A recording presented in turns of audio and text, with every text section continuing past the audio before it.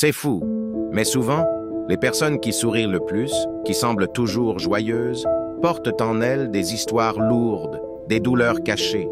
Elles ont appris à masquer leur tristesse, à la transformer en énergie positive, ou du moins en apparence.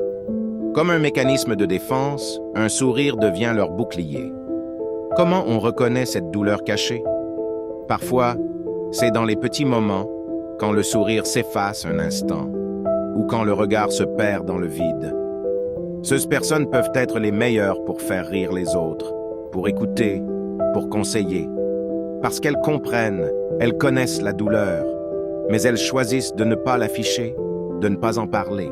Ce qu'il faut retenir, c'est qu'on ne sait jamais vraiment ce qui se passe dans la vie de quelqu'un d'autre.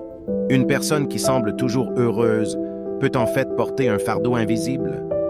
C'est pourquoi il est important de voir au-delà des apparences, de poser des questions, d'offrir un espace où les gens peuvent se sentir en sécurité pour partager leurs véritables sentiments, sans jugement.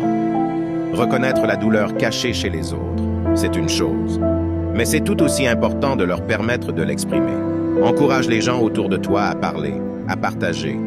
Montre-leur que leurs sentiments sont valides, qu'ils ne sont pas seuls. Parfois, juste savoir qu'on est entendu et compris, ça peut faire toute la différence.